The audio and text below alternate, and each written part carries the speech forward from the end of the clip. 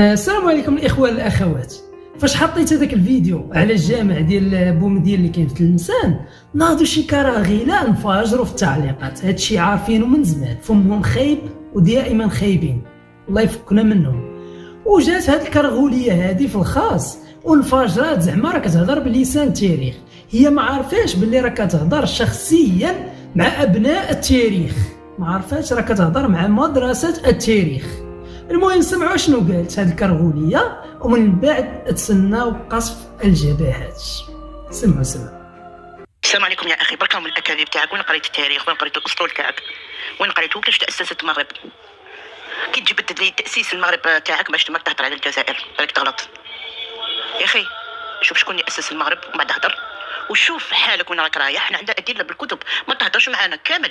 حنا كلش موثق وماشي غير عندنا، راه حتى هولندا الحق في متاحف. حبل عندك دراهم ولا عندك لوتوريزاسيون باش تخرج، روح شوف في متاحف هولنديه، وشوف راه في ايرلندا، وزيد شوف وشوفوا كيفاش تاسست المغرب وكيفاش تاسست الجزائر، وعندها نقود الاتحاد الجزائريه. وانتم كنتوا تحرفوا واش يقولوا لكم، ما كنتوا تهضروا.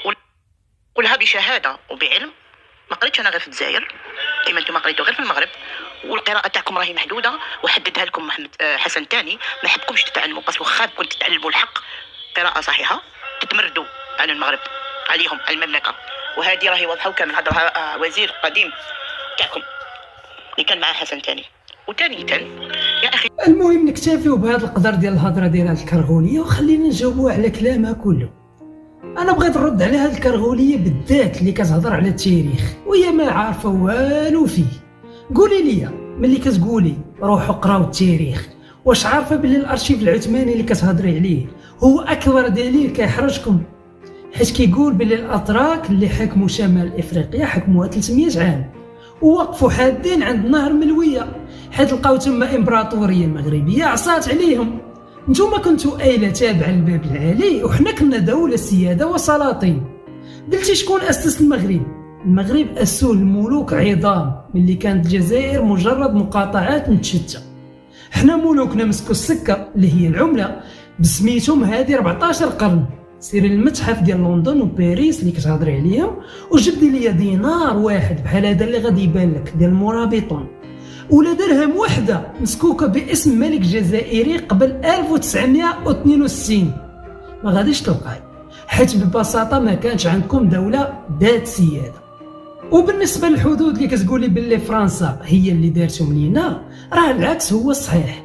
فرنسا هي اللي سرقات اراضي مغربيه مثل تندوف وبوشار وقنادسه ووضعتهم ليكم، حيت كانت كيحساب ليها باللي الجزائر فرنسيه وغتبقى للابد.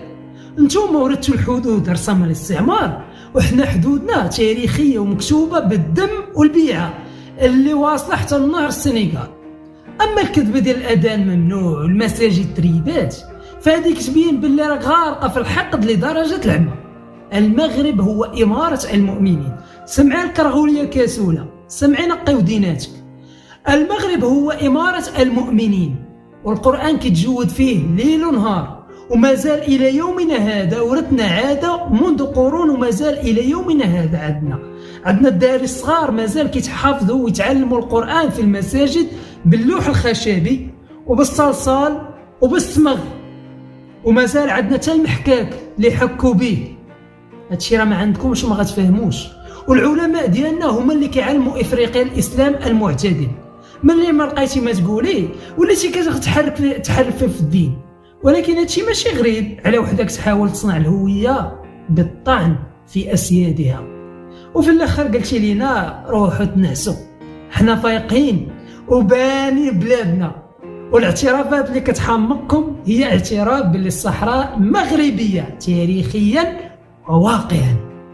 شوفي حالك فين وصل، وشوفي المغرب فين وصل، وتما غادي تعرفي شكون اللي خاصو يروح يغطي راسو وينعس ويحلم. المغرب بزاف عليك وعليهم، وما حد فايق وعايق. بغيت نزيدك شي حاجه باش تروحي تنعسي وتغطاي مزيان. ملي جبدتي ليا متاحف هولندا، واش عارفه باللي متاحف العالم كامل المعاهدات الدوليه التي تسيطر على بحار المنطقه هذه قرون كانت كتوقع مع سلاطين المغرب كدوله امبراطوريه ذات سياده؟ وجبدي لي انت ولا شي كرغولي اخر في جميع بقاع العالم وثيقه وحده قبل 1962 فيها اسم دوله الجزائر، وهي كتوقع معاهده بصفتها دوله مستقله. ما غاداش تلقاه حيت كنتو تابعين وحنا كنا اسياد. اما قضيه النيه اللي كتهضري عليها، فراه الحسن الثاني الله يرحمه هو اللي علمنا باللي النيه المغربيه هي اللي خلاتنا نفتحوا لكم بيوتنا ونعطيكم السلاح والدعم في الثوره ديالكم. ملي كان الجيش المغربي كيدخل سلاح من الحدود اللي نتوما كنتنكروها، نكرا الجميل هو اللي كيميزكم. وحنا ربي مجازينا بالامن والاستقرار حيت عندنا النيه طيبه، وانتم ربي مجازيكم بالارهاب من العشريه السوداء الى الارهاب الى يومنا هذا. الارهاب عندكم حيت حنا النيه ديالنا صادقه مع خوتنا وماشي حاقده بحالكم.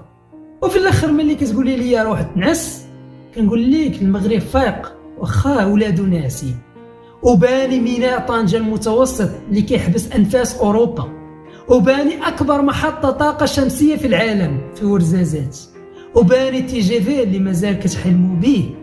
حنا فايقين بالخدمه والواقع، وانت خليك فايقه بالكذوب في السوشيال ميديا حيت هذه هي القوه ديالكم الوحيده كلكم ماشي غير انت. تبارك الله عليكم والمغرب بزاف عليكم. الله الوطن الملك.